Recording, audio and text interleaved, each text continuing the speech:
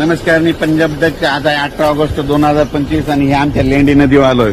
तर तुम्ही पाहू शकता खूप पाऊस झालाय आणि राज्यातल्या शेतकऱ्याला सांगू इच्छितो की आणखीन 18 ऑगस्ट 19 ऑगस्ट 20 ऑगस्ट पर्यंत राज्यात पावसाचा जोर राहणार आहे, म्हणून हा अंदाज लक्षात घ्यायचा. आणखीन राज्यात 3 दिवस पावसाचेच राहणार आहेत, म्हणून हा अंदाज लक्षात घ्यायचा. राज्यातल्या सर्व शेतकऱ्याला सांगू इच्छितो की तुम्ही काय करा की म्हणजे आणखीन 3 दिवस राज्यात पावसाचा जोर असाच कायम राहणार आहे. हा पाऊस पूर्व विदर्भ, पश्चिम विदर्भ, दक्षिण महाराष्ट्र, उत्तर महाराष्ट्र, कोकणपट्टी, खानदेश सगळीकडे आता ह्या 3 दिवसामध्ये सगळीकडेच पाऊस पडणार आहे, म्हणून हा अंदाज लक्षात. पण 21 तारखेला मात्र पावसाचा जोर कमी होणार आहे. 21 तारखेपासून पावसाचा जोर कमी झाल्याच्या नंतर राज्यात सूर्यदर्शन होणार आहे. हवामान कोरडं राहणार आहे, म्हणून हा अंदाज लक्षात घ्यायचा.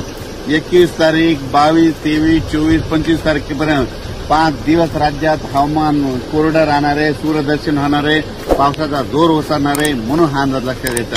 राज्यातल्या शेतकऱ्याला सांगू इच्छितो की त्याच्यानंतर पाऊस उघडल्याच्या नंतर शेतीची कामे करून घ्या, फवारण्या करून घ्या, खतं देखील घालून घ्या, कारण की राज्यात पुन्हा 26 तारखेला थोडाफार प्रमाणात पावसाचं परत एकदा वातावरण होणार आहे, म्हणून हे लक्षात. त्याचा अंदाज आपण परत दिला जाईल. पण राज्यात सध्या मात्र 20 तारखेपर्यंत आता 3 दिवस मात्र चांगला जोराचा पाऊस पडणार आहे, म्हणून हा अंदाज लक्षात घ्यायचा.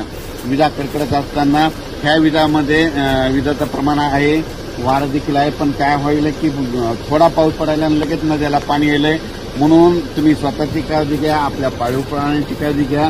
आणि त्याच्यानंतर या पावसामध्ये बऱ्याच धरणाचं पाणी सोडण्यात येणार आहे, म्हणून तुमच्या शेतीच्या बाजूचे ते अवजारे म्हणजे स्प्रिंकलरचे सेट असो, त्या मोठं पाईप ह्या बाजूला काढून घ्या, कारण की धरणाचं पाणी सुटल्याच्या नंतर तुमचे ते वाहून जातील.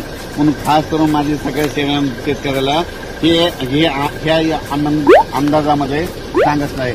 अचानक वातावरण झालं तर उद्या एक लगेच पाऊस अंदाज दिला जाईल.